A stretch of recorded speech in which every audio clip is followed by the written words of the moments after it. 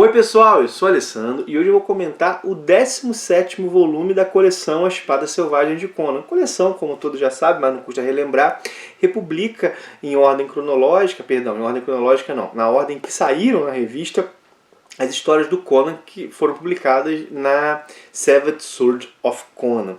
Nesse número aqui, nós temos republicadas histórias de 4 edições da Savage Sword. Temos a Lotus Negra, Morte Dourada, que adapta uma história publicada na Savage Sword of Conan 55, de agosto de 80. A Espada de Skelos, que adapta uma história de Savage Sword 56, de setembro de 1980. O Olho de Erlich, que adapta uma história de outubro de 1980, de Savage Sword 57. E Pelo Trono de Zambola, que republica uma história publicada na Savage Sword 58 de novembro de 80. Pois bem, são essas 4 histórias. Só que essas 4 histórias, na verdade, elas fazem parte, vamos colocar assim, de 2 arcos. Nós temos o encerramento, a primeira história é o encerramento da adaptação de Conan e o Feiticeiro, e a segunda história é a adaptação de um outro romance, que é a Espada de Skelos, né? As outras 3 histórias todas elas fazem parte dessa adaptação. Pois bem, a adaptação de Conan, o Feiticeiro, que esse último capítulo, Lotus Negra, Morte Dourada, ela começou na edição passada, né, já comentei aqui no canal, e é um romance que mostra o Conan com a sua alma aprisionada por um feiticeiro. E ele é enviado por esse feiticeiro numa missão para recuperar o talismã que ele mesmo, Conan, estava pretendendo roubar. Só que se ele não recuperar esse talismã, a alma dele pode ser assim perdida para sempre. Isso é um destino pior do que a morte. O roteiro é do Roy Thomas, né? E a arte é do John Buscema com Ricardo Villamonte. Lembrando que isso é a adaptação de um livro do Andrew Offutt. Pois bem, deixa eu mostrar mais os desenhos para vocês, né? O seguinte, né? Nessa última parte aqui, o Conan vai ter que lidar com a ladra que roubou o amuleto no lugar dele, né? Em vez dele conseguir roubar, a ladra roubou. E nessa é uma relação de desejo de rivalidade é construída. E ao fim, o Conan vai confrontar o feiticeiro que roubou a sua alma, aquele que detém a sua alma dentro de um espelho. Esse que é o encerramento da coisa. É um final que eu achei bacana. Eu gostei bastante dessa história. É uma situação diferente, né? O Conan ele começa a história derrotado, né? Perdendo sua alma, sendo derrotado. E ele se torna também, a partir dessa derrota, que ele é enviado numa missão, numa jornada que é para resgatar um amuleto, mas também para não perder a própria alma e para escapar de um destino pior do que a morte. A história seguinte, cujo primeiro capítulo é intitulado A Espada de Skelos, a Espada de Skelos também é o nome do romance, deixa eu pegar aqui para vocês, ela é uma sequência dessa história aqui, da primeira história. Ela é uma sequência, embora ela seja uma sequência que tem um salto temporal. Daqui a pouco eu vou falar um pouquinho sobre isso. A Espada de Skelos também adapta um conto do Andrew Offutt. E quem cuida do roteiro é o Roy Thomas, né? E os desenhos são do John Buscema, mas a arte final é do Tony DeZuniga. O seguinte, né? Aqui vale, como eu falei, vale uma explicação sobre o fato de ser uma sequência, mas tem um salto temporal.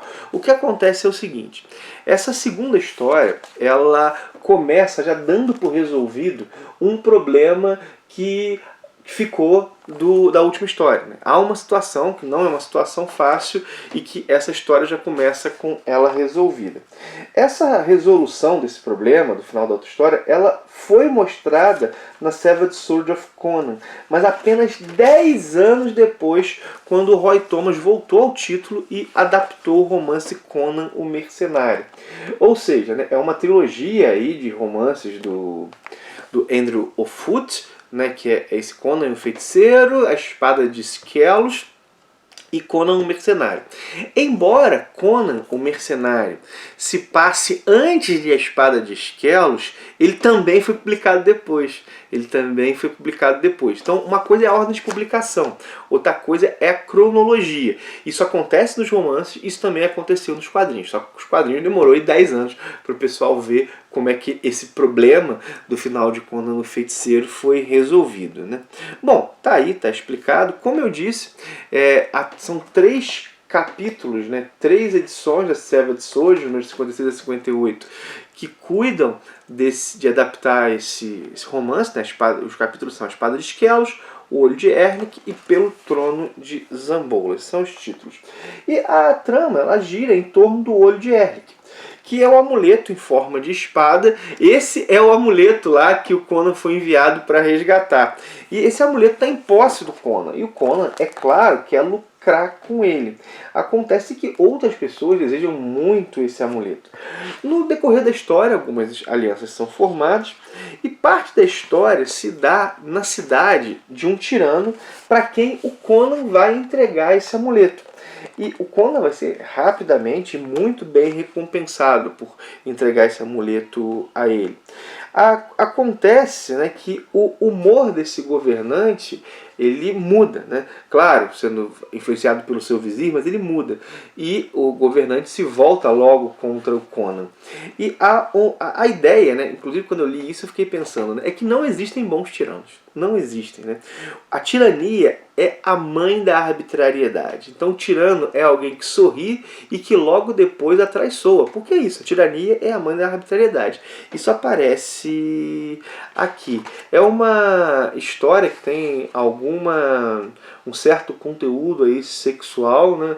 Nós vemos, por exemplo, os seios de algumas personagens aparecendo, algumas relações sexuais, claro, não é mostrado de maneira explícita ou pornográfica, mas aparecem aqui, né? Lembrando, né, que a Savage Sword ela saía do código de censura porque ela era publicada num formato maior e em preto e branco. Isso, por exemplo, no gibi da Conan the Barbarian, que era em formato comics, né, formato que a gente chama de formato americano, isso não poderia acontecer, não seria aprovado pelo código de censura. Pois bem, né, vamos lá, né? Falei do tirano que logo atraiçoou, mas vamos pegar o título, né? O título A Espada de Esquelos faz referência a um item, né? Ou a 2 itens, pelo menos que aparecem aqui na história, que tem o mesmo poder. Que é uma espada, né, que não precisa de espadachim para matar, basta a ordem. Né? E é uma espada terrível, imagina nessa situação, enfrentar uma espada assim.